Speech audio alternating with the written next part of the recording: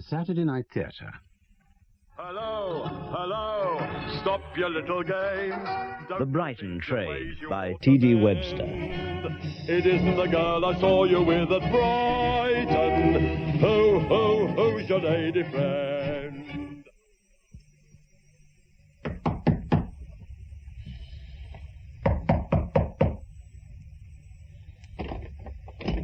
Mr. Fenton? Mr. Fenton? Hmm? Huh? Oh, I'm sorry. I must have dropped off. I know you, don't I? Jimmy. Marsden. Jimmy Marsden. Jimmy Marsden. You nicked me in 68. That's right. What was it? Breaking and entering? Yeah. And you had me in on the Melford break-in. I had everybody in on the Melford break-in. You had me in a time or two, but just nicked me the once. Yes. Well, you just looked in to have a chat about old times, have you, Jimmy? No, it's business. I'd heard you'd left the force and set up on your own.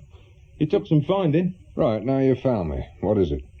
Well, it's a bit awkward, really. Jimmy, if it's anything to do with your old line of business, I don't want to know. You go down to the Nick and tell them. No, it's nothing like that. I'm straight now. I have been since I came out 4 years back. I've got my own business. Do-it-yourself shop in Martin Street. Now, what I've come about is personal. That's why I said it was a bit awkward. What is it? Your wife? How do you know that? I'm psychic. I don't know, really. That's the trouble. I mean, it could be nothing. Right, let's hear it. Wife's name? Lynn. Lynn. What happened to, Molly? Maggie. Maggie? Yeah. She divorced me in 69 while I was inside. I married Lynn just under 2 years ago. What do you think she's up to? Well, the usual, I suppose. Like I said, it could be nothing. But there's something wrong. All right, let's hear it.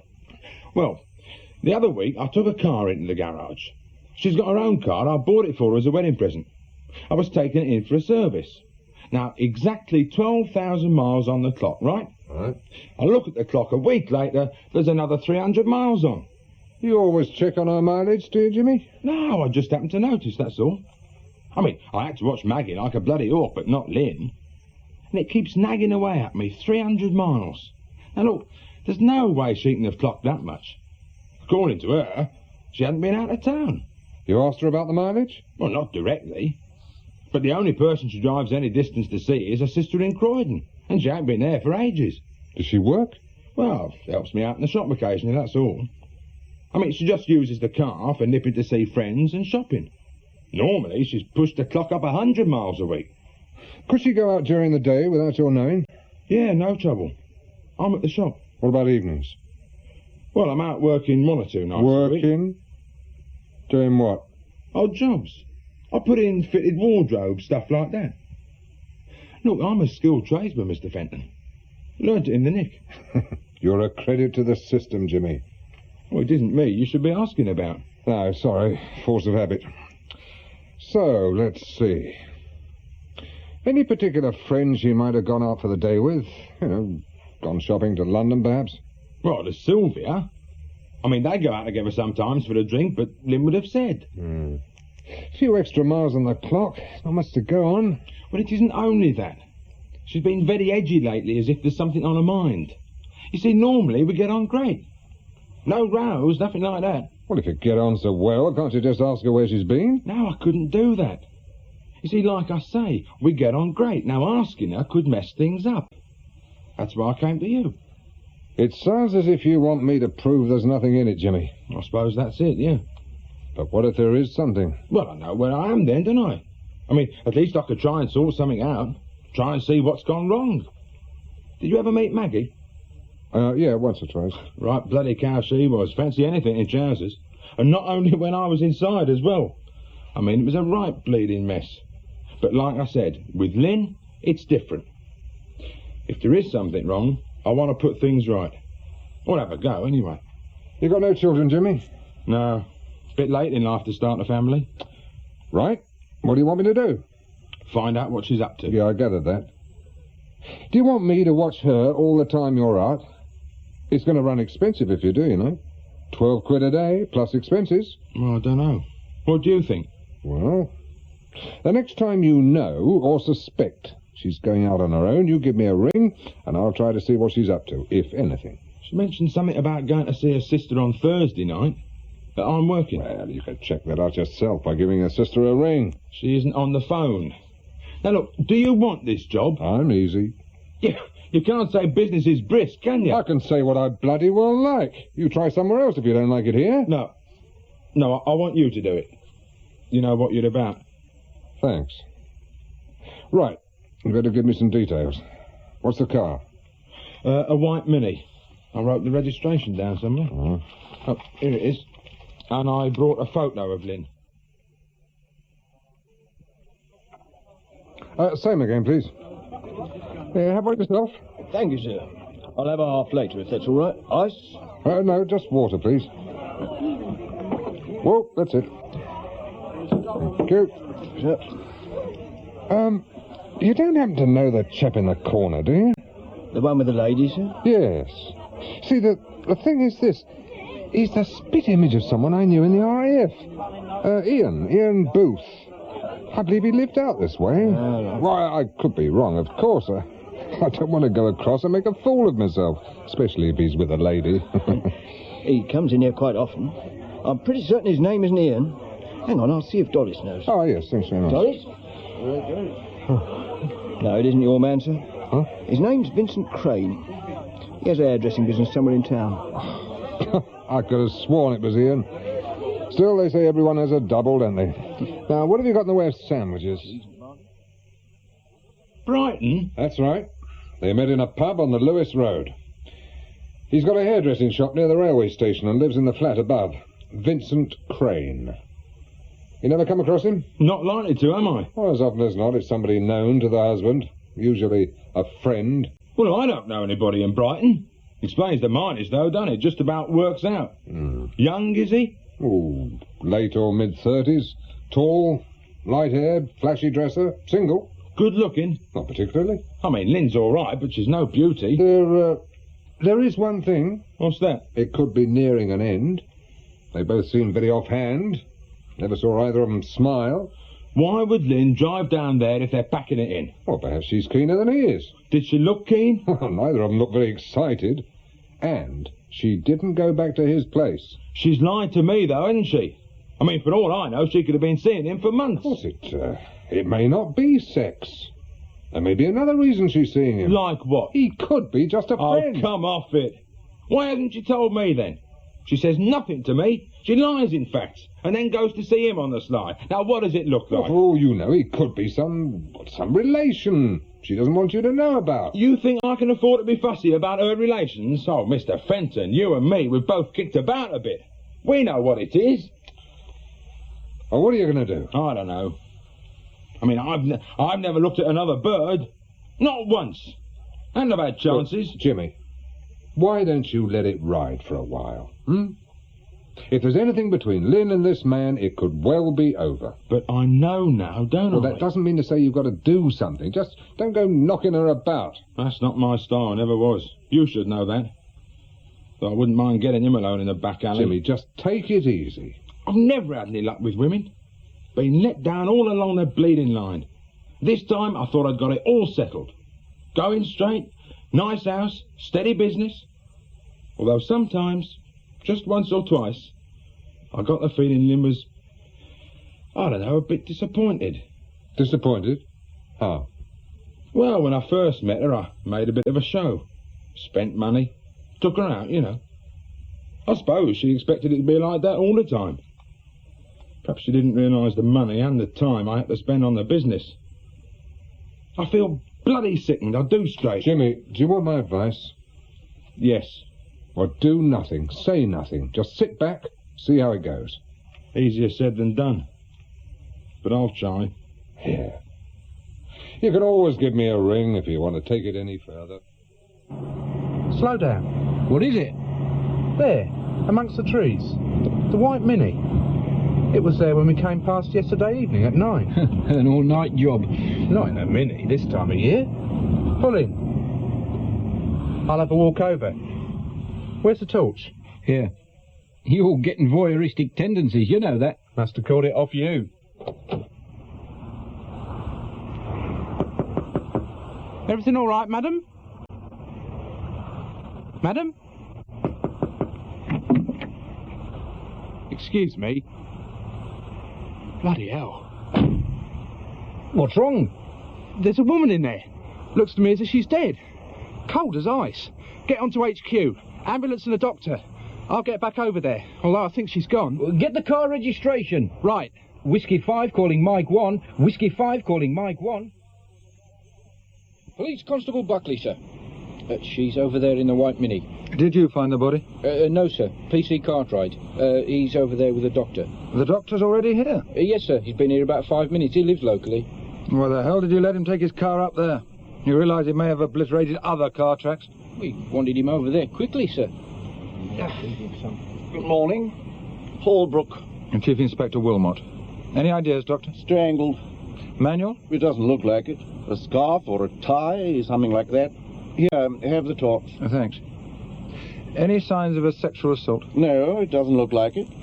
Any views on time of death? Difficult. Rigor mortis well underway. I'd say she's been dead 4 hours at least. That's very approximate. The pathologist should be able to place it when you get her back. Right. I'm off to my bed. Unless you want me for anything else. Not just now. I'll be in touch. Oh, the ambulance came. Then they had an emergency call. I told them to go. I thought you wouldn't want the body moving yet. No. We shan't be moving her for some time yet. Thank you, Doctor. Good morning. Good morning. Cartwright. Sir? How was she sitting? More or less as she is now, sir. Except her head was slumped forward on the wheel. What time did you find her? 01:17, sir. We'd noticed the car parked here about 4 hours earlier. Any other cars parked here? We didn't see any, sir. Any identification? Yes, sir. Her handbag is in the car. Mrs. Lynn Marsden, 7 Larch Avenue, Copley Heath. And the car is hers. There's a logbook in the glove compartment. Marsden? It's Jimmy Marsden's wife, sir. He's known to us. Edgar Fenton nicked him some years back.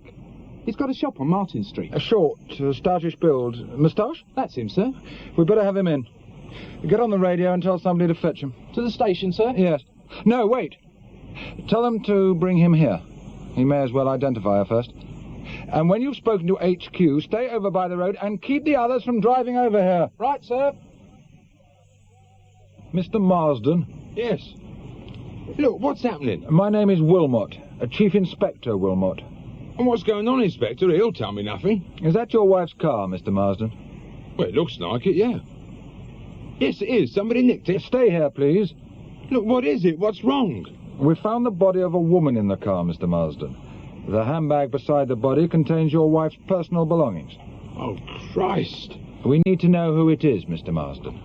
Oh, bloody hell. It may not be your wife, but we have to know as soon as possible.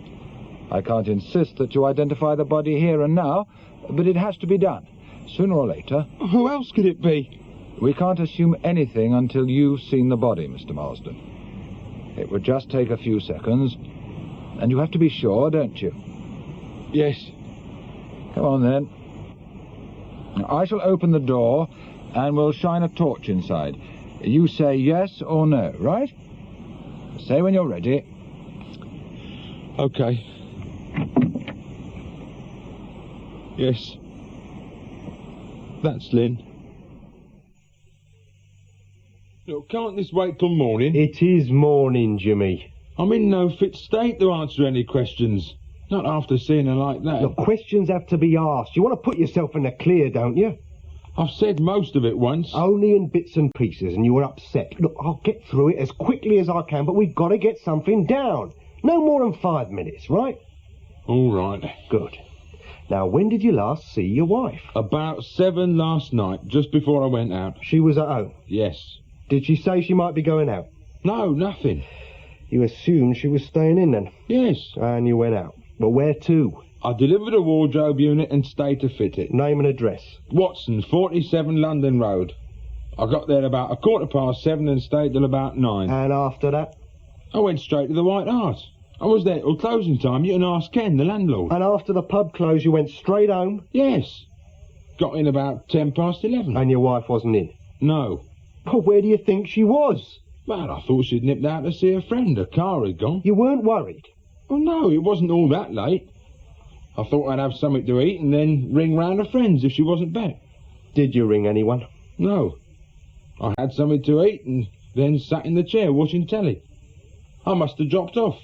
The next thing I knew, your bloke was ringing the bell. You often fall asleep like that. But I've done it before.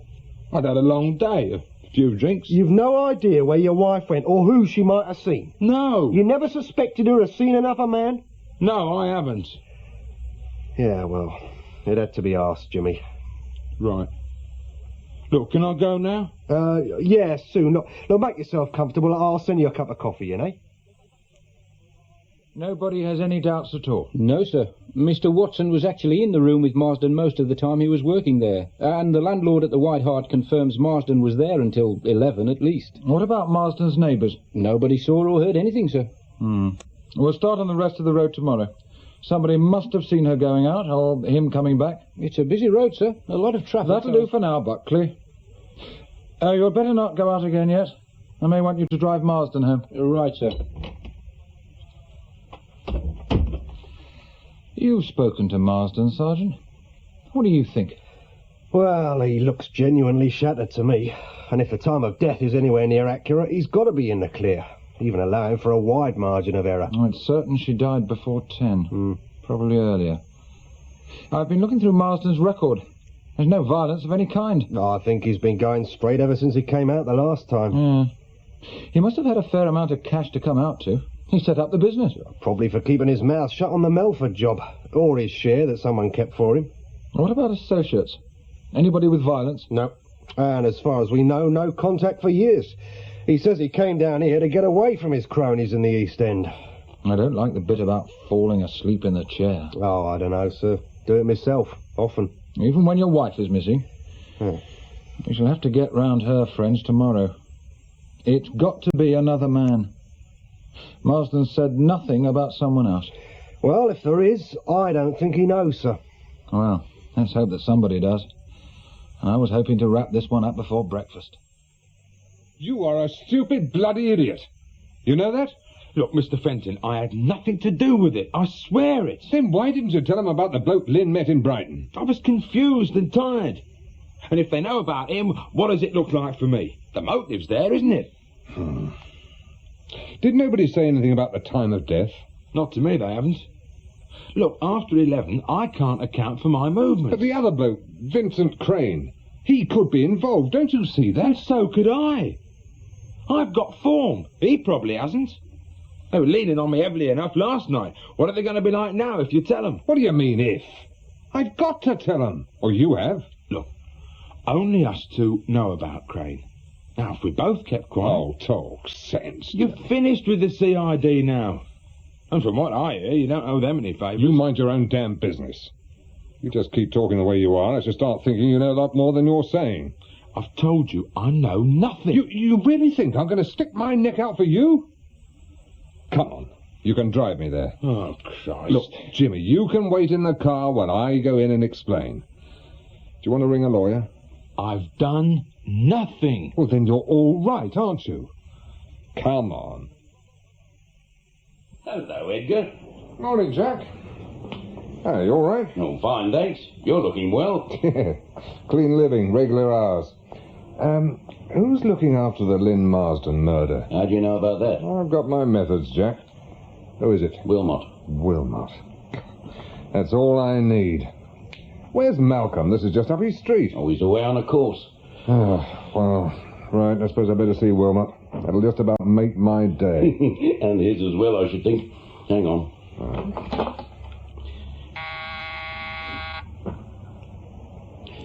Edgar Fenton to see you, sir.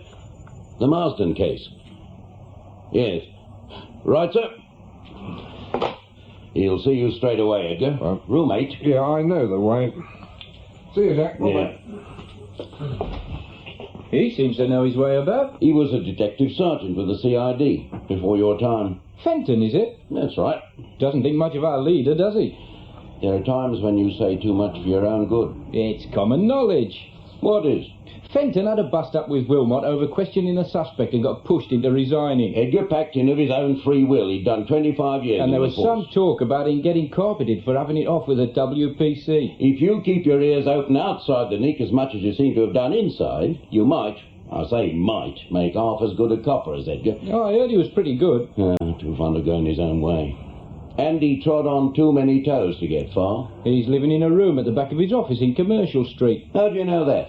Mike looked in there the other night. He saw a light on. Fenton was lying in bed watching telly. Oh, sounds as if Edgar's got his troubles. Mind you, that's nothing new. Probably 34, 35, perhaps older. 5'10" or 11, slimish build, clear complexion, light hair, longish but well groomed. You're sure about the name? Yeah, Vincent Crane. That's what the barman said. He is in the phone book. If Marsden had told us this last night, we could have got straight on to Crane. Well, he was in a cold sweat. It's understandable, don't you think? You'll find Crane easily enough. Yes, I suppose so. There's something else that might be relevant. Yes? I got the impression that Lynn Marsden and Crane weren't on the best of terms. Were they arguing? No, but they were serious, businesslike. You think the affair was coming to an end? Well, they weren't in the first flush of enthusiasm. You've had quite a lot of contact with Marsden. Do you think he's likely to have taken things into his own hands? I doubt it. It's not his style. It's almost a week since I told him about Lynn and Crane. He's had time to plan things better than this. And surely he must have been cleared by the time of death. That isn't established yet. Oh, and you let him go last night? There's nothing to rule out an accomplice. Oh, Jimmy doesn't have the contacts or the money to get anyone seen off. He was a small-time villain, not the mafia. We'd better have him in. He's outside in the car. Well, you might have said that sooner. I promised I'd come in and explain first. If I hadn't, he'd have probably cleared off. Now, just you go steady with him. The bloke has lost his wife, you know. I do know that. Sergeant Thomas, Jimmy Marsden is waiting in a car in the car park. Fetch him in, will you? Well, thank you for coming forward, Edgar. I do appreciate it. Yeah, well, I could hardly have kept quiet. No. How's business? Oh, very steady. Chiefly divorce? Chiefly. Enjoying being on your own? Well, it's nice to be my own boss. Yes. How's the family? Oh, well, Ruth's just started teaching in Birmingham, and Neil's in the Far East in oil. Good. And I hear your wife has gone back to her career. What is it, nursing? Health visitor. Oh. It's good for a woman to have her work to go back to when the children have gone. Yes.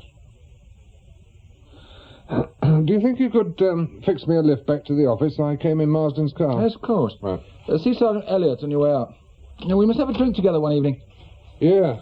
Yes, right. Cheers. Hello, Freddie. Oh, hello, Edgar. I've left Marsden downstairs, sir. You can stew for a few minutes. I want you to clear yourself with Brighton, and then go down there and bring this man in. It's Lynn Marsden's boyfriend. Very nice. Edgar come up with us, sir? Yeah. He was carrying out an inquiry for Marsden. Well, Marsden said nothing about that last night. No. But he's going to say plenty this morning. Fetch him in. Oh. And get onto records and see if anything's known about Crane. Do I tell Crane anything? As little as possible. He may have heard something on the local radio. I thought we were going to have to do a lot of our graft on this one, sir. It's handy, Edgar, coming forward like that, eh? Yes. Although we would have got onto Crane anyway. It's a pity about Edgar. A good man, but he just lacked that little something. Ability to cooperate, I suppose. Still, he's off our backs now. Very neat and tidy. Anything in there? Suitcases on top of the wardrobe, sir. A razor and toothbrush still in the bathroom. Nothing in his desk diary about being away today. He'd booked 1, 2, 3 hairdressing appointments for this afternoon. You did radio to meet Sergeant Thomas, eh? Yes, sir. There's plenty of bills. Strange, no personal letters. Or photos. Come in. Sorry if we kept you waiting, sir. Well? Crane was seen going out in his car last night about 7. No one knows why or where. And what about the car? A garage is across the road. We're in there. A red Capri, our registration, black roof. No one saw him come back. Have you located any friends or relations? Well, not friends. Plenty of acquaintances at the pub up the road. And what do they say about him? Well, they weren't very forthcoming. The landlord said Crane was pleasant enough. Seemed intelligent. No steady girlfriends that he knew of. Highly strung, he thought. Highly strung? Well, he said Crane tended to get very intense sometimes. Emotional. Over quite trivial things. What about family? Oh, he spoke once or twice of a sister in Luton. Never went there, as far as anyone knows. I'd better put out a call for the car. I shall need more men, too. Get Gray and Foster off that supermarket break-in and tell them to come down here. Right. They can call at the station. Those photographs of Lynn Marsden should be ready by now. They can bring them down. Oh, and ask for the fingerprints people. Right, sir. We'd better start having a closer look at this place. Her fingerprints may be here.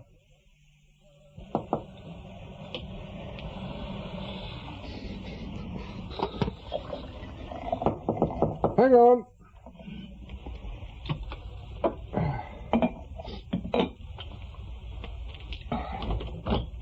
Oh. Hello, Joan. Hello, Edgar. I was passing, so I thought I'd call in with your other shoes. Oh. I found them under the bed, in the spare bedroom. You only took one pair. Did I? Yeah, well, half my stuff's still in the car. Didn't realise you were living here till I bumped into Jack Elliott yesterday. Oh, it's only temporary until I find somewhere. Well, how are you keeping? Fine, thanks. House okay? Yes. Oh, the radiator in the hall's gone funny again. Well, it's probably an airlock. I'll try and call in to fix it. How's business? Oh, steady. Sit down. Here, I'll clear the way. There we are. Yeah, I've just made some tea. You don't mind if I carry on with my lunch? No, you better eat it before it goes cold. Well, there's another cup somewhere. Oh, here we are. There. Help yourself to milk. Thanks. You fancy a chip? No, thanks. Haven't you got any plates? Somewhere. I prefer them out of the paper, though. Chips are a price, aren't they? My cost of living has shot up. I had a letter from Ruth this morning. What'd she have to say? She's finding the children a handful, reading between the lines. Yeah. Well, Brum's a rough old place to start teaching. She'll soon get them sorted. She mentions bringing Mark home for Christmas. Mark? Oh, he's the latest, is he? She's been going with him for 2 years. I think they're living together. Oh, it's the latest thing, I understand. For the young and unmarried, that is. Have you written and told her about us? No. Wasn't sure what to do. I suppose she'll have to know the truth. And what's that? It was your idea to move out, Edgar. Well, as I understood it, it was change jobs or get out. I didn't say that. No? No, I didn't. I said I wanted a normal life. It's what I expected after you finished in the police. Well, I can't always pick the hours I work in this job. You could have picked a different job. Such as? There were half a dozen possibilities. You said so yourself. This is the only thing I'm any good at. Snooping into other people's lives. Does it matter who sleeps with whom? I thought you thought it did. I suppose I asked for that. Oh, we private eyes are very slick on the wisecrack. I know me Raymond Chandler. Oh, I sit here waiting for this luscious blonde to come in and wrap herself round me. You're going to wait a long time in Copley Heath. I shall have to be going. You'll let me know what you're going to do about telling Ruth. What I'm going to do? All right, we're going to do. Yeah, well, I'll think about it. There's plenty of time. 5 weeks. I hope you realise that if you live on fish and chips, you'll get your stomach trouble again. Where on the map is the laundrette? Just here, sir. The garage is there, Crane's flat here. The attendant at the laundrette says she often sees him at night when he comes back in the car. But not on the 23rd? No, sir. Possible sighting of his car here, moving northward sometime after 7. Well, Lennox Wood is here. Well, that's the right direction. So he went out in the car about 7. Every indication that he intended to return, but no one knows where he is. Right. Well, assuming that he attacked and killed Lynn Marsden, why didn't he come back to the flat and pack a few things before he cleared off? Well, I mean, he probably drove off in a blind panic. Seems he's the type to act on impulse. Plenty of evidence. He always carried a wallet full of fivers around with him. You saw his sister yourself? Yes, sir. No contact for years and no love lost, I should say. She didn't even know he was living in Brighton. No other immediate relations. Oh, somebody must have some idea where he's gone. Yeah, excuse me, sir. Sergeant Thomas? Yeah? Where? Map reference? Right. You sure? Good, now hang on a moment. It's Cartwright, sir. He's found Crane's car. Lumley Point. There, just off the A259. You saw his photo in the Standard? His photograph, Crane's. Yeah, I saw it. Makes me look a right Burke. I mean, it more or less says they were having it Jimmy, Crane's cleared off. The police are looking for him. That lets you off the hook, right? You're never satisfied. The papers will make a right meal of it when the coppers find him. It's bad enough now. A number of people I've had round the shop, just to look. Morbid bleeders. You don't have to tell me, Jimmy. On Sunday, they'd all be driving out to Lennox Wood to have a look where it happened. Puts one off one's fellow man. Well, now, if you'll excuse me, I've got a rather crucial darts match to warm up for. And what did the Coast Guard say? If he went in somewhere around Lumley Point, it's quite feasible he would wash up where he did. You see the body, sir? Yes, barely recognisable. It's been in the sea for some time.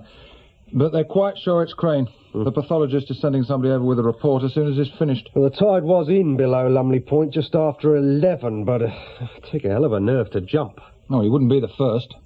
Any marks of violence? Only where the tide had knocked him against the rocks. Nothing else as far as the initial examination showed. So let's see what we've got. Crane meets Lynn Marsden at Lennox Wood around 7:30. Yeah. He parks his car close to hers. There's little doubt that those other tyre tracks are his. He goes across to her car and sits in the passenger seat. They talk and then start arguing. It gets heated, turns violent. She turns to try and get out, but he grabs at her, probably catches hold of the scarf she was wearing. She struggles, he pulls and keeps pulling. Is the scarf strong enough? Yes, sir, according to forensic. So? He sees she's dead. He rushes back to his own car and drives off, not caring where he was going. He finishes up at Lumley Point and decides to go in. Or does it straight off the top, still in a blind panic. There's something in the statement Buckley took from the landlord of Crane's pub. Where is it? Oh, here. Vincent once told me he had attempted suicide some years previously by trying to gas himself. We've not come up with anything further on that. No, but several people have said he was an emotional type, unstable, someone said, although nothing to show he could turn violent. It's in all of us, Sergeant, given the right or wrong provocation. Yeah, well, I wonder what she said. Oh, probably something quite trivial. To us, that is. Go and see if you can find me a shorthand typist, will you? Yes, sir. We may as well make a start.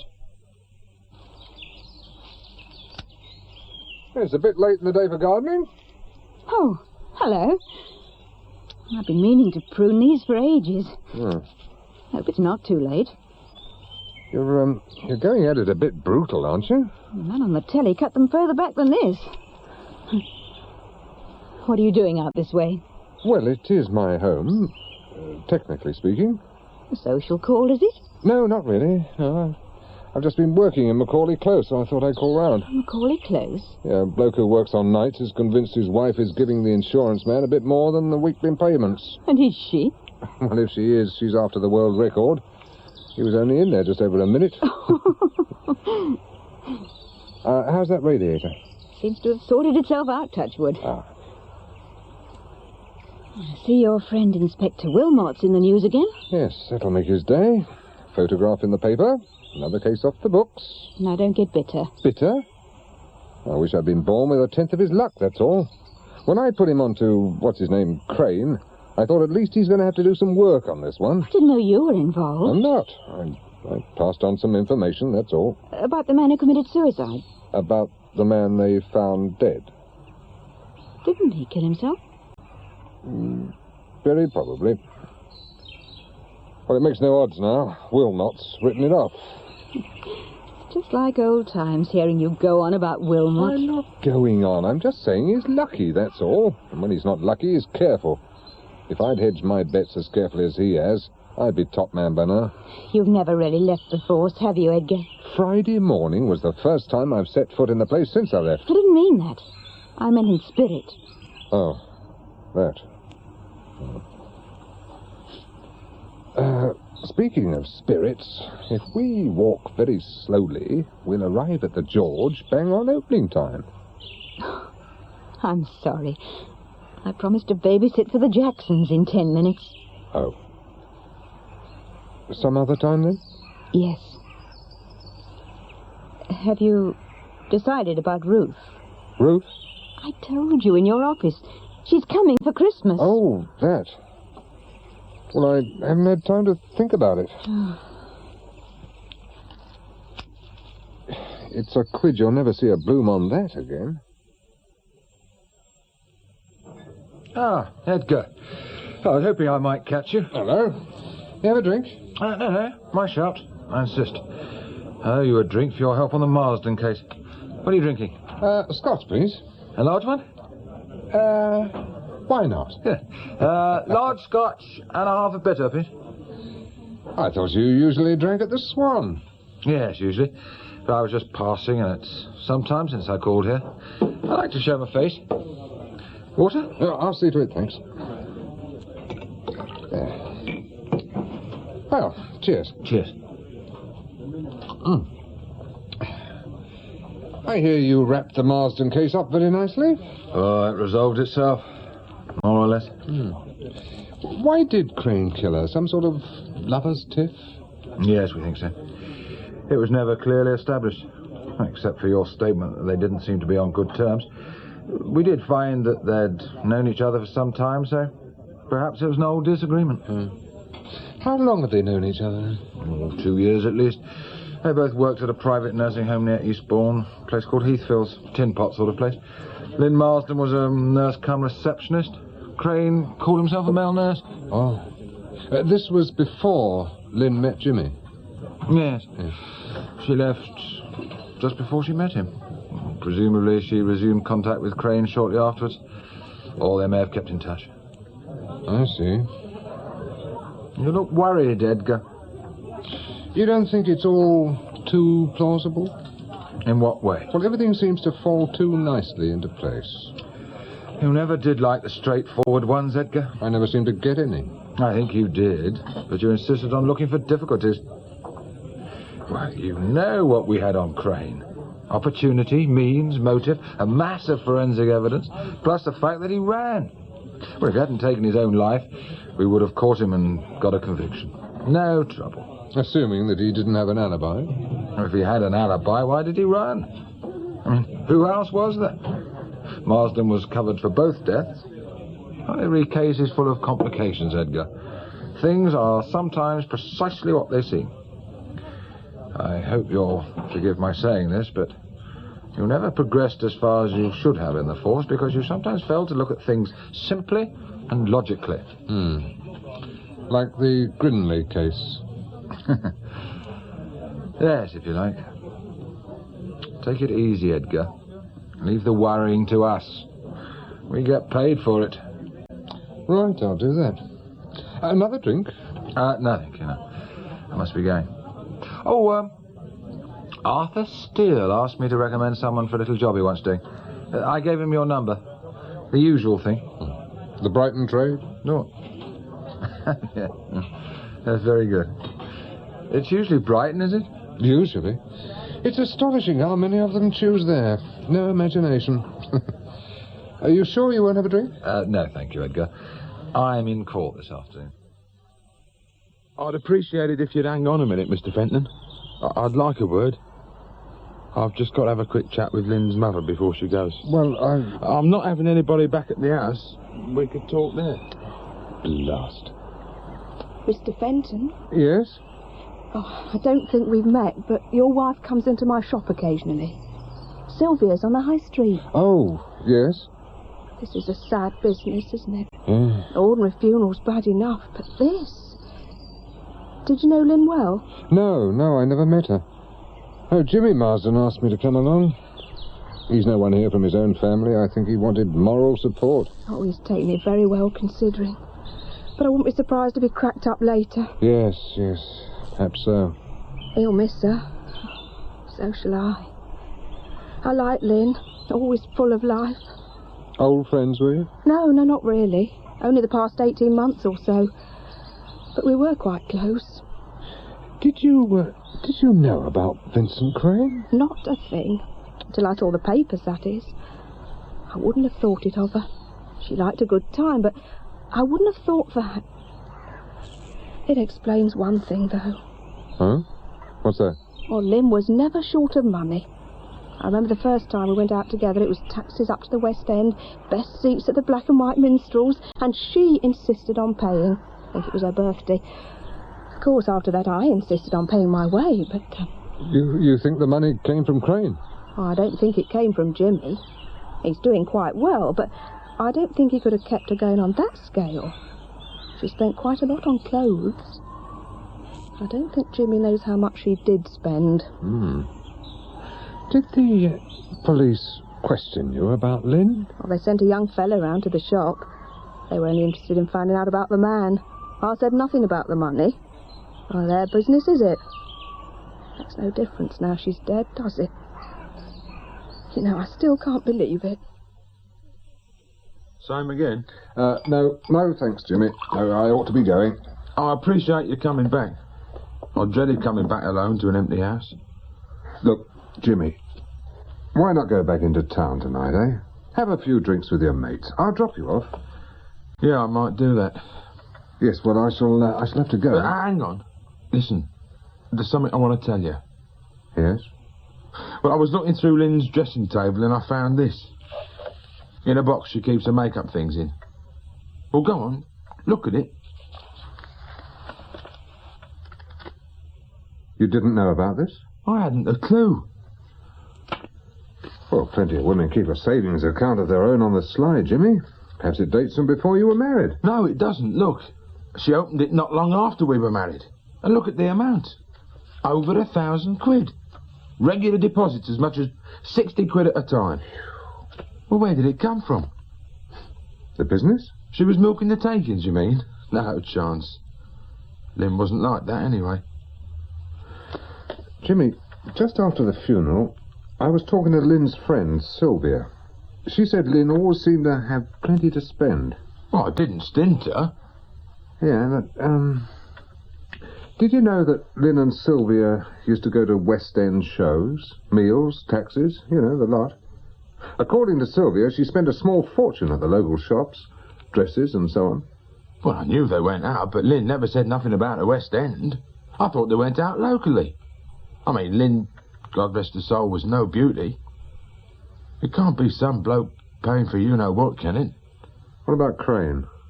He can't have been paying her for it. No, I didn't mean that. Well, what then? Blackmail? He was only a bloody barber. How could he shell out like that? Well, perhaps he was on some sort of fiddle and Lynn was keeping the money for him. They may have been saving to clear off together. Perhaps that's why they were disagreeing. I don't think it was like that at all. I'll tell you something now, Mr. Fenton, and I know it sounds ridiculous, but I don't think they were lovers. I've thought a lot about it, and I don't think they were. Yeah. Perhaps you're right. Makes no odds now, does it? She dead. And him.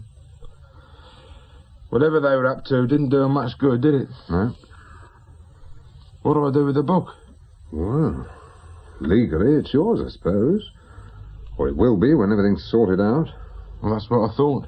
And I could do with the money. I thought the shop was doing well. Well, it is. Very steady, but who couldn't use £1,000? The business is fine as long as I put the hours in, and I haven't felt like it lately.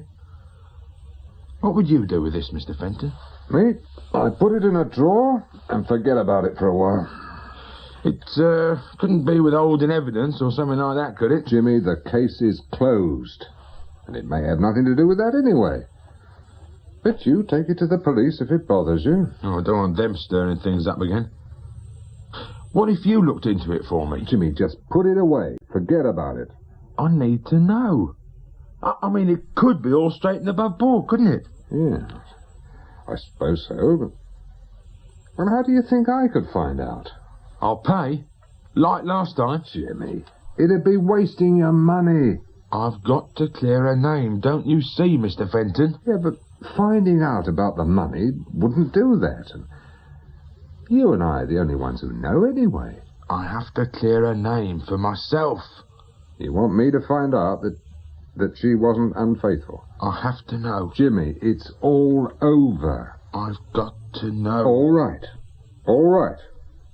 I'll do what I can. Mind if I sit down? No, help yourself. You, asking at the bar about Vincent. Vincent Crane. Yeah. Did you know him? Are you the law? No. Insurance, something like that? No, nothing like that. Here, let me get you a drink. I'm all right just now, thanks. What are you then, reporter? Yes, that's it. The papers have already covered the story. Well, they reported the facts. I want to go a bit deeper. Oh, I see. Are you paying? Could be. It depends. What was in the papers didn't make much sense to me. In what way? Vincent never had an affair with that woman. No. No. You mean she wasn't his type? You could say that. But they used to meet. Why was that? Business? It wasn't the other, I know that. Did he ever mention her? Never. Not once. First I knew about it was when I saw the papers. Vincent had horror of violence. He couldn't have done a thing like that. He wasn't above the odd little fiddle, but he couldn't have done that. And I'll tell you something else. Yeah? He never killed himself either. Why do you say that? I knew him. He couldn't have done it, any of it. What if he didn't commit suicide? What happened? I don't know. I only know he could not have jumped into the sea like that, or strangled that woman. Have you, told the police? I was away when they came round asking. And anyway, as a general principle, I tell them nothing.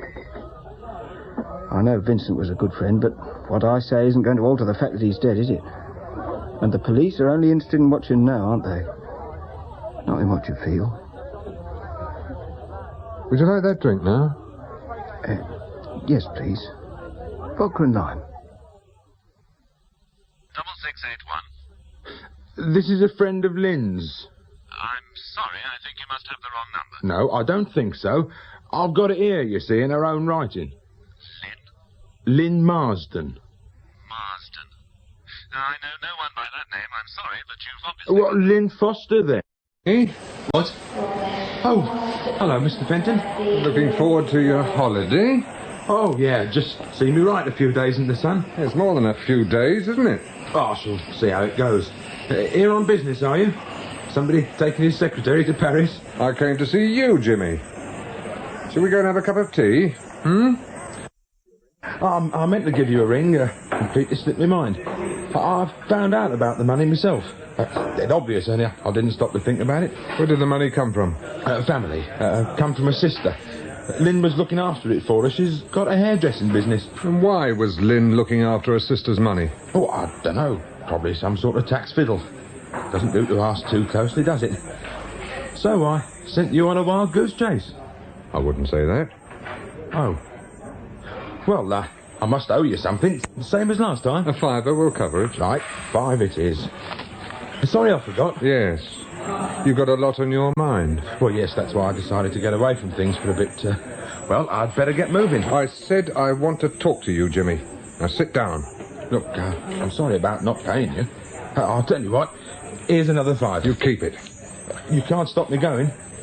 You're not the law now. One phone call to Wilmot, and you'll be back in the nick. There's plenty of time for him to check on Lynn's money, keeping it for her sister. Jimmy, why are you running? I'm not running. I'm just having a few days' holiday. Your ticket is valid for 6 months. Who are you running from? Me? Why should I run from you? Because I know Crane didn't kill himself. And if he didn't, who did? How should I know? Wilmot will lean very hard on you, Jimmy. You've messed the police about, and you've messed me about. Look, I had nothing to do with any of it. Just leave it alone, Mr. Fenton. I believe you. I don't think you had anything to do with any of it, at first. But you have now. I know nothing. You know enough to make you run. Now, were you involved in either of the killings? No. Right. Tell me what you know, and you can catch your claim. Whatever you tell me, it's only my word against yours. I'm not the law now. Then why push it? Because I want the truth. And what good will that do you? No good at all, Jimmy, no good at all. But I still want to know. Right.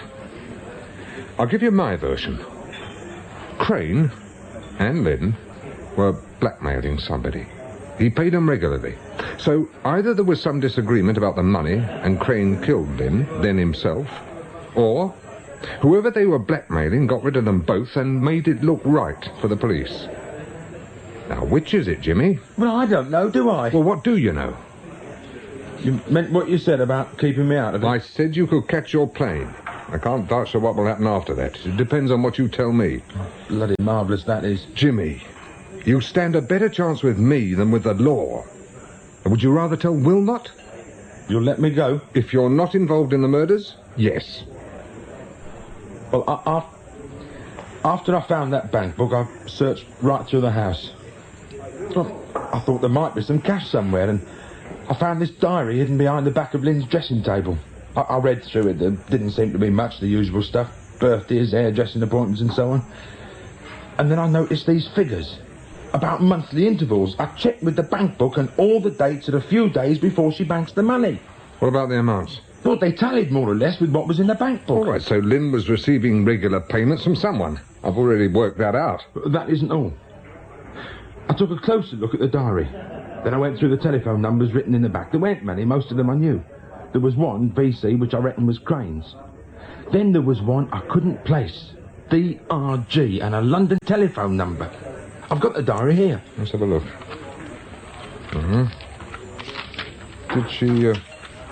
Did she always write everything in capital letters? Yes. Look, all the way through. She even wrote postcards and notes in capitals. Now, where's she written the amounts? Here. And here.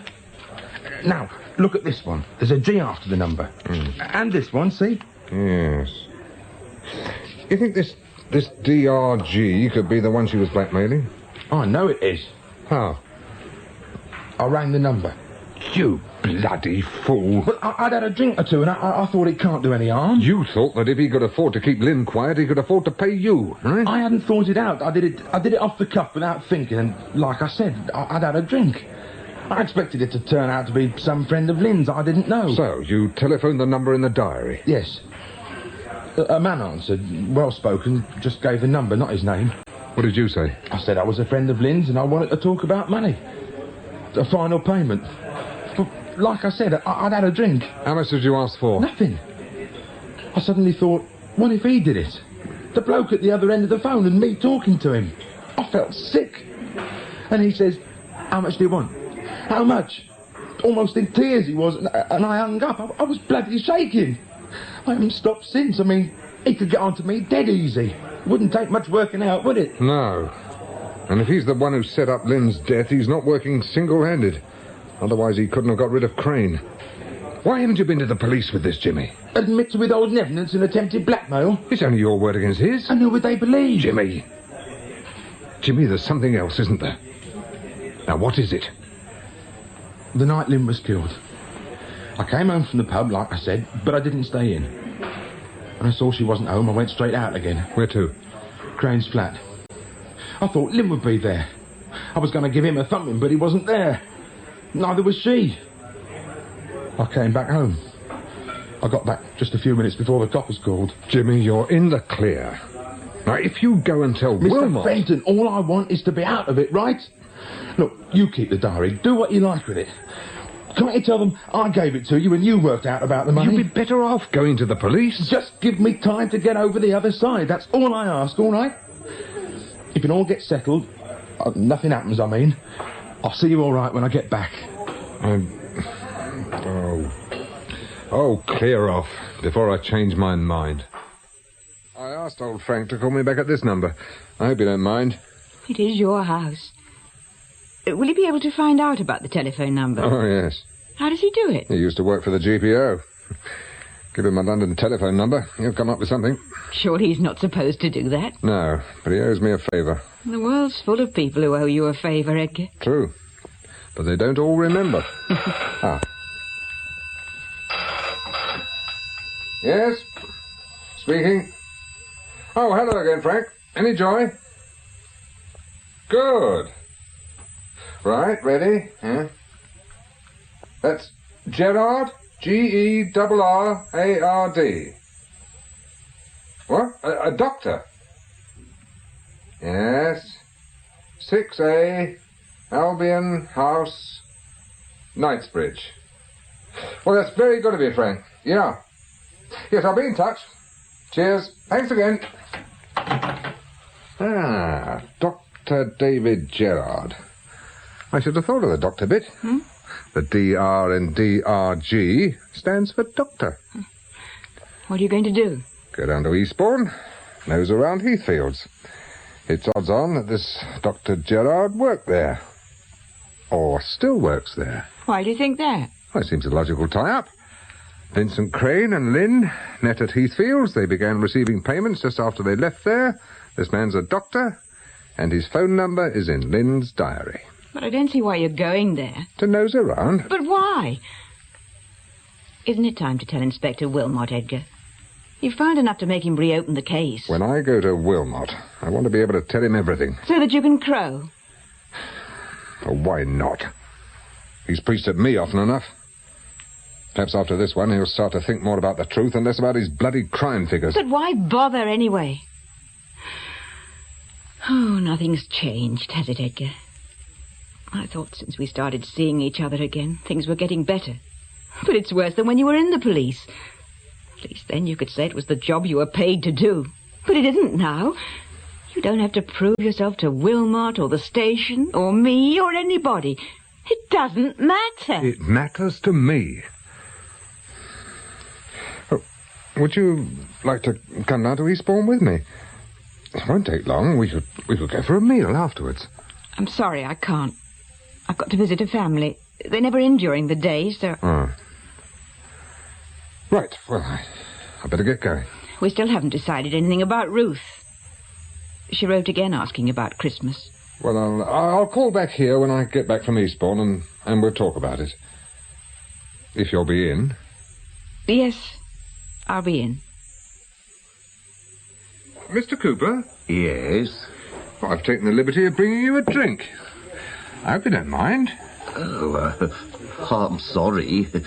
I've a shocking memory for faces these days. We haven't met, Mr. Cooper. The landlord pointed you out. I understand you work at Heathfields. That's right. Caretaker. Well, odd job, man. Whatever you like to call it. What is it you want, Mr. Fenton. Just a little information, Mr. Cooper. Information? Oh, nothing underhand, Mr. Cooper. Now, perhaps I should explain. I'm a writer. A writer? Well, perhaps journalists would be more accurate. And how can I help you, Mr. Fenton? Well, I'm writing what we call an in-depth piece on two people who worked at Heathfields. Now, you must have known them. Lynn Marsden, Foster as she was then, and Vincent Crane. Ah, the two who died. Yes. Do you remember them? Yes, very well. Good. Is the drink okay? Oh, yes, fine, thanks. Your health. Cheers. A writer, you say? Yes, I specialise in crime writing. Real-life drama, you know, that sort of thing. Now, before I start writing a word, I like to go into the thing thoroughly. Pick up every bit of background knowledge I can. I don't use it all, but it helps if I can absorb as much as possible before I start. Oh, I see. I thought you might be the police. Have they been here? Yes. When they were looking for Crane. Ah. What exactly was Crane's job at Heathfields? Oh, a male nurse, he called himself. Walked about in a little white coat, hoping people would mistake him for a doctor. He didn't half fancy himself. And what did Lynn Marsden do? She was a nurse, but she acted as a sort of receptionist as well. Did they both live in? Yes. And I'll tell you something. Yeah? If there was anything between them, they kept it very dark. And Heathfields isn't the best place to keep a secret. How many on the staff? Oh, I don't know exactly. 7... no, 8 nurses. And the domestic staff. 2 doctors. Are they the same doctors who were at Heathfields in Lynn Marsden's time? No. Old Ferguson died last March. Oh. The other, Gerard, left. almost 2 years ago. Gerard? Unusual name. Unusual bloke. In what way? Hey, look. You're not going to say you got all this stuff from me, are you? Oh, you won't be quoted, Mr. Cooper. I can assure you of that. Well, it's just that I got to be careful, see? Doctors don't like staff who talk behind their backs. It's not only doctors. No, don't you worry. Now, I respect my sources. Respect and protect, Mr. Cooper. Now then, you said this Dr. Gerard was an unusual bloke. What way? Well, you know, burnt the candle at both ends. With a vengeance. Up to London every end and turn. Ooh, I've seen him back at 3 in the morning and treating a patient at 9. Where did he go in London? Some club, I think. I once heard him talking to Ferguson about it. Can you remember the name of the club? No. I think I only heard it once. It was a gambling club, I know that. Oh, he was a real man for a flutter, was Dr. Gerard. Anything. Mind you, he was good at his job. Ran the place single-handed. What about the other doctor? Ferguson? Yeah. Oh, a sick man himself. And too fond of the bottle. Very near 70. Where did Gerard live when he was down here? He had a flat in the annex. Any family? Well, I think he was divorced. He's got a daughter at school near Tunbridge. And did he have much contact with Crane and then Marsden? Well, it isn't a very big place. He was bound to see a lot of them. But nothing special? No. Oh, wait a minute. There was that business of the patient in the annex. What was that? Well, I can't recall that much about it. Except one night, there's nobody in the annex. They never use it much. And the next morning, there's somebody in there. Just appeared overnight. Not even the sister knew who it was. Dr. Gerard looked after the case personally. And Lynn Foster was over there most of the time. What about Crane? We shared the duty with her, I think. They were both on night call when whoever it was brought in. Did you ever find out who it was? No. He was here about a week. Then he went, just like he came, in the night. Nobody knew what to make of it. Well, there must have been talk. Well, I heard it was some VIP who got in a car accident and he was brought here to avoid the breathalyzer. Bit far-fetched, I thought. Well, Lynn Marsden must have had some idea if she helped to treat him. She said not. His face was bandaged, you see. The doctor changed the dressings himself. You mean the man's head was injured? Yeah. Well, there were other injuries as well, I think. I can remember going down to the annex one morning to see to the boiler, and he was gone. The place was locked, and his room was empty. Didn't Crane and Lynn ever talk about it? Not to me. Well, I think they were as puzzled as everybody else. Here, let me get you a refill. Same again. Oh, thank you. 6681. Dr. Gerard? Speaking. My name is Fenton, Doctor. I'd like to see you. I'm sorry, Mr. Fenton, but I can't possibly see anyone tonight. If it's urgent, I suggest you contact 57896. It's a personal matter, Doctor. Personal? Concerning you or me? You. I don't think we should discuss it over the phone. I'd like to see you this evening. What is it you want to discuss, Mr. Fenton? I think you might be able to guess that, Doctor. And don't ring off, please. If you do, I shall only have to ring the police. You want to see me now? Yes. I'm only a few minutes away. I should like to know more, Mr. Fenton. I've just driven up from Heathfields, Doctor. 10 o'clock? Yes, if you wish. Shall I come to your flat? No, I'm in the middle of a dinner party. There are too many people about. Well, where shall I see you? There's a residence car park beneath this building. I'll see you there. Where's the entrance? Just off Queen Street. Right. 10 minutes. Where are you speaking from?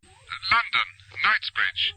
Knightsbridge? I thought you were at Eastbourne. I've just come from there. Our Dr. Gerard was at Heathfield's at the same time as Len Marsden. And now you're going to try and see him? Yes. What if he won't see you? He will. I've already phoned him. Edgar, I think you should tell Wilmot. All in good time. Oh, you love it, don't you? Grubbing about, wheedling bits of information out of people, putting it all together. It's like some stupid game. Let's not go over that again.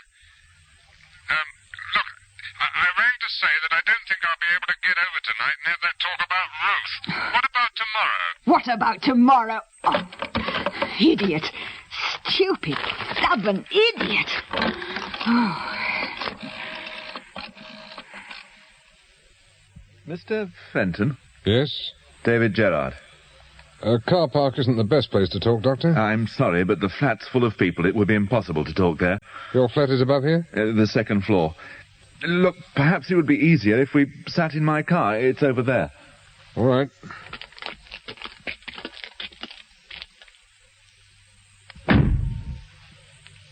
A personal matter, I think you said, Mr. Fenton. Personal and professional. I don't follow. It involves both your professional and private life. I see. Who are you, Mr. Fenton? I'm an inquiry agent. Ex-CID. And you're on some sort of inquiry involving me? Not directly. A few weeks ago, I was engaged to make inquiries concerning a woman called Lynn Marsden. She was a nurse at Heathfield's when you were there. You knew her as Lynn Foster. Small, auburn hair, mid-30s?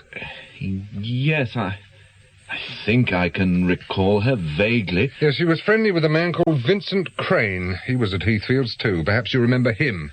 Yes, I remember Crane. Did you know that they're both dead? No. Well, I left Heathfield some time ago, Mr. Fenton. Lynn Marsden was murdered. Crane committed suicide. The police assumed that he killed her and then himself. It was in all the papers. Well, I may have read something about it. But, of course, I wouldn't place the name. As you say, I knew her as Lynn Foster. And naturally, I'm sorry to hear about their deaths, Mr. Fenton, but I don't really see why you're here. Well, I knew them slightly, in a professional capacity, nothing more. Well, I don't think Crane killed Lynn Marsden. Or himself. Well, I don't see how that concerns me. Well, I think it does. They were blackmailing you. It would be very easy for the police to check on the payments, Doctor. No doubt you paid them in cash, and it had to come from somewhere. And there's a man you treated and hid at Heathfield's.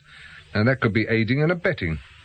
Why don't you say how much you want, Mr. Fenton? Oh, you think it's blackmail. You go and ring the police. Then what do you want? I want to know what happened.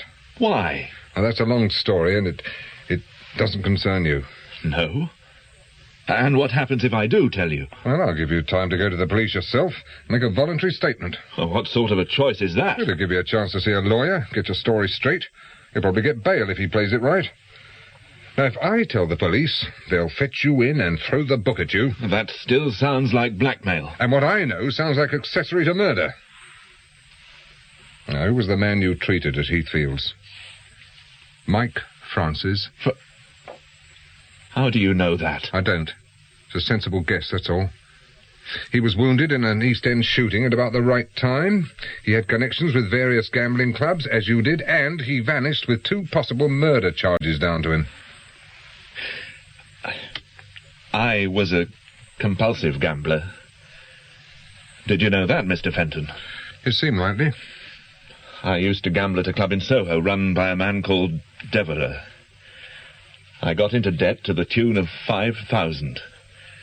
I don't know why they let it run as high as that, unless they thought it might be handy to have a doctor in debt to them. Well, one night at Heathfield's, I received a phone call from Devereux. He said he was in the vicinity and had a friend with him who was ill. He asked if he could bring him to see me, and I said yes. And they turned up in about 5 minutes. I saw immediately that the man had been shot. He'd lost a lot of blood and was in a bad way, so I suggested that he should be taken to hospital at once. Deborah said he wanted him to stay at Heathfield's. Did he threaten you? No. He offered to cancel my gambling debts in return for looking after Francis until he was well enough to move. Well, I said no. And then he said he knew where my daughter was at school. And if I didn't do as he asked, something would happen to her. He had a man waiting for instructions. He'd only to pick up the telephone. What did you do? Well, what could I do? Well, this wasn't a calm, rational discussion, Mr. Fenton. The man was there, bleeding and unconscious. And I was terrified for my daughter's safety. Well, we took him to the surgery, and I removed 2 bullets from his shoulder. It wasn't as bad as I thought. But it was obvious that he couldn't be moved. So we put him in the annex. Yeah. Was that when Lynn Marsden saw him? Well, she wasn't there when they arrived. She must have got a glimpse of him later. The next day, I bandaged his face so that he couldn't be recognized. What about Devereux? Did he stay? No, but he repeated his threat. He said if the police came anywhere near Heathfields, I would never see my daughter again. What about the other doctor? Ferguson? Oh, he was a sick man. Well, virtually an alcoholic. He had no idea what was happening most of the time. How long did Francis stay? 5 days. Each day I told myself I'd ring the police, but I never did. And by that time, Deborah had offered me £1,000 for every day that Francis stayed. He must have been as strong as a horse. By the 5th day, he was on his feet, and Deborah collected him. Well, I thought that was the end of it. What about their end of the bargain? Oh, they kept that. I never heard anything more about my debts. And shortly afterwards, £5,000 in used notes turned up in a plastic shopping bag in the back of my car. Well, I didn't know what to do with it. I could hardly turn it into the police. So eventually I used it to buy myself into my present partnership. Yeah. When did Crane and Lynn Marsden start asking for money? Some time afterwards.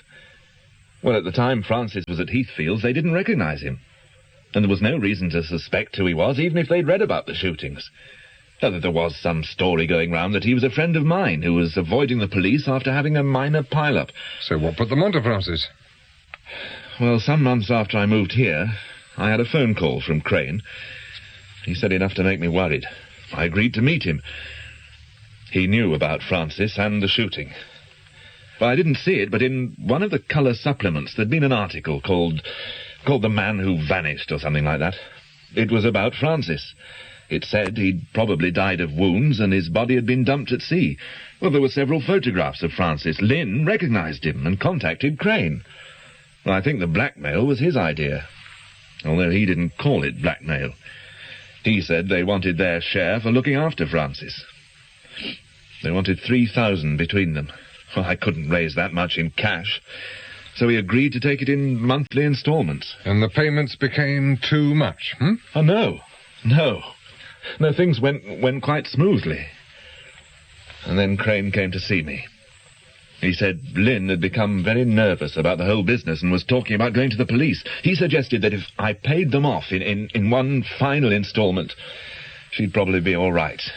Well, perhaps he was just trying it on. I never found out. He was probably telling the truth. That's about the time that Jimmy Marsden became suspicious when Lynn went down to Brighton to see Crane. I didn't know what to do. According to Crane, she was likely to go to the police at any time. So I rang Devereux at his club. I told him what had happened and asked him to lend me the money. What did he say to that? Very little. He told me to arrange to meet Crane and Lynn in Lennox Woods, but not to go myself. He would attend to it. Yeah, he did that all right. Well, I was in Bristol when I read about it. And then Crane's body was found. I tried to convince myself that it had happened the way the papers said. I thought Devereux would pay them off. Or merely frighten them. You thought that? Well, what could I do? What you going to do now? Go to the police. You see yourself as an avenging angel of justice, do you, Mr. Fenton? Or is it merely a taste for persecution? But, no, Doctor, I'm just a nosy ex-copper. 2 people have died because you didn't have the sense or the guts to see beyond your own nose. Do you think I don't know that? Look, Mr. Fenton, I can pay you. An annual retainer as a security consultant, all perfectly legal. I don't want money. Agree to take it. Please. I don't want any more... Any more what? Killing? Have you told Devereux you were meeting me here? Well, I thought you were the man who rang the other night. After I rang you tonight, you told Devereux you were meeting me here? Yes. Well, I thought it might be one of his own men who knew... You thought? Do you know the kind of people you're dealing with, Doctor? Ah, the door to the lift is the nearest. Is there a staircase? Yes, but... When we get out of the car, we'll go over to the door. Now, behave naturally. Don't walk quickly. We've got to get out of the car park. What did Devereux say when you told him you were meeting me? Well, very little. He asked me to let him know what happened. Well, his men may not be here. Perhaps not. I wouldn't bank on it, though. Who's that? One of your neighbours? No, I don't know the car. I thought this was a private car park. Residents only. It is, but it could be a visitor. Oh, yes, it's a visitor, all right. Now, lock your door. But Lock your door and start the engine. There are 3 of them. They're getting out. Are you sure that... Now, when I say so, reverse like hell. Straight at them. You get it? But I don't even know... Use your eyes. The one on the left's got a shotgun. Start your engine. Now, go. Right.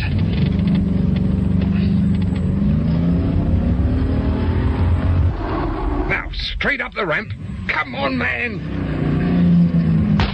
Keep your head down, Gerard. Straight through the barrier. Look out!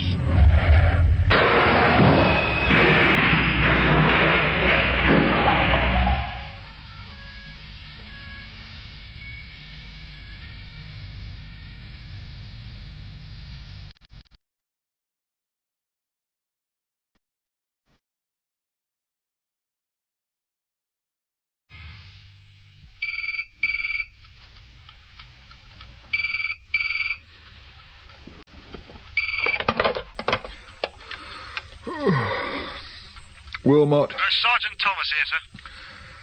Sergeant, it is 1:48 a.m. and I'm on leave. I'm sorry, sir, but it is important. Yes, it better be. Well? There's been a call from the Met, sir. Serious crime squad. And? I believe they come up with new evidence on the Marsden case. Well, that was closed weeks ago.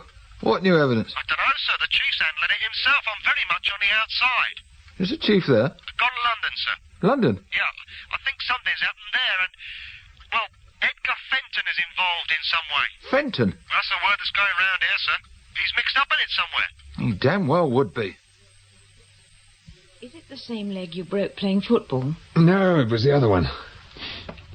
Did the sister tell you anything? She said it was a straightforward break, no complications. They were more worried about the concussion. You were out a long time. Turned out to be very handy. Kept the law off my back. Has Wilmot been yet? No. No, I've had bigger brass than Wilmot. What were they like? Very considerate. One of them brought me some grapes. Did they say anything about your not going to the police sooner? They did mention it. Why should they grumble? It isn't their CID that's going to get hammered by the press. And they've got Devereux banged to rights, something they've been after for years. I dare say they'll get a lead on Francis, too. Jack Elliott's wife rang. She says Wilmot's furious. Good. I shall enjoy lying here thinking about all the grafting he's got to do to get himself out of this one. He'll have a hell of a job proving who killed Lynn Marsden and Vincent Crane. What about Deborah? Oh, he fixed it. But he'll have a dozen witnesses to say he was in London on the night it happened, and Wilmot is going to sweat over that one. Have a grape. Thanks.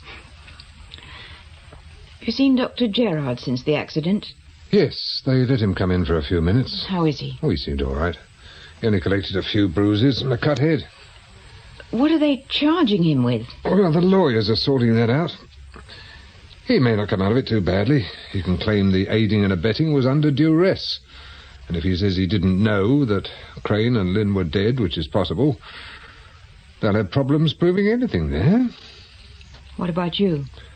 Well, I've already told him I can't remember much about the conversation with Gerard. The concussion, you see. Very convenient. Can't they charge you with something? Yes, they can take their pick.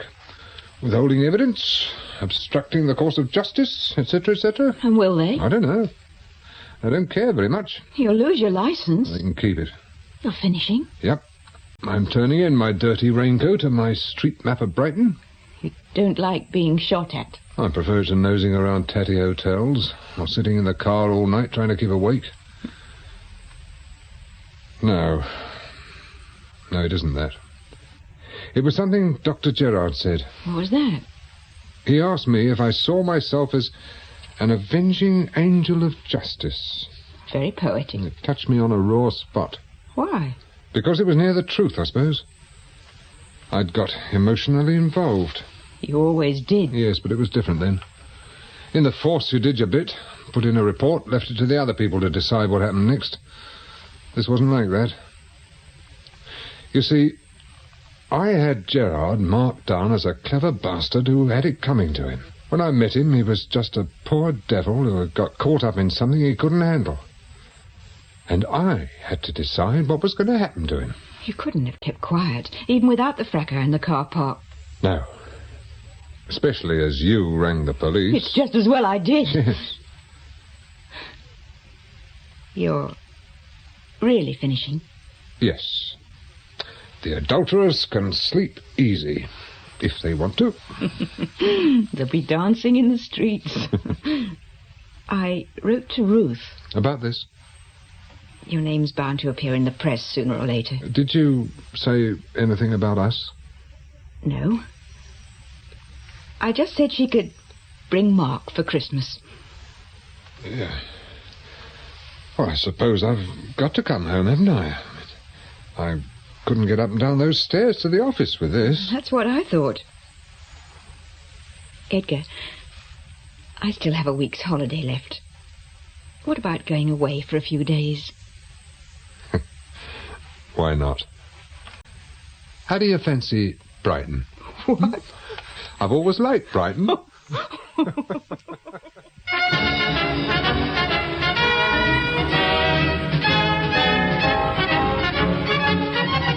The Brighton Trade was written for radio by T.D. Webster. Edgar Fenton was played by Manning Wilson, Joan Fenton by Azanne Churchman, and Jimmy Marsden by Graham Weston. Stephen Yardley played Chief Inspector Wilmot, and Terry Malloy, Detective Sergeant Thomas. Sergeant Elliot was played by Jack Holloway, P.C. Buckley by Kenneth Hadley, and P.C. Cartwright by Les Miller. George Woolley played Dr. Holbrook and Cooper, and Angela Piper Sylvia and the shop assistant. Dennis was played by Simon Carter, and Dr. Gerard by Stephen Thorne. I'm surprised at you. Hello. The play was produced in our Birmingham studios by... I'm just me. And you're just you. But somehow, that's everything we need.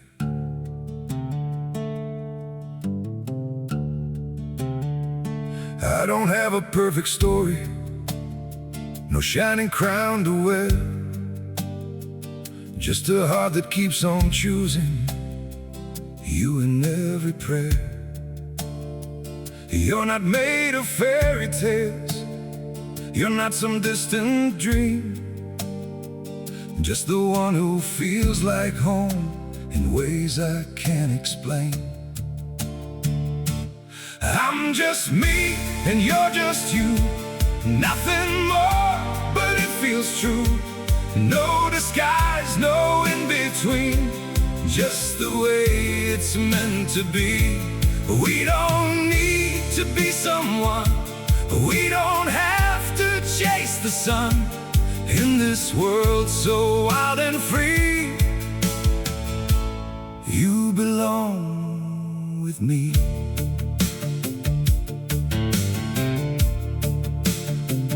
We're not written like a story, people talk about for years. But in every quiet moment, you're the one I feel so near. I'm just me and you're just you. Nothing more, but it feels true. No disguise, no in between. Just the way it's meant to be. We don't need to be someone. We don't have to chase the sun. In this world so wild and free, you belong with me. Maybe we're not perfect, maybe we don't shine, but if you stay beside me, then everything is right. I'm just me and you're just you. Still somehow we make it through every road and every sea. Lead you back to me. We don't need the stars above. We already have enough. Simple hearts, one destiny. You're the one for me.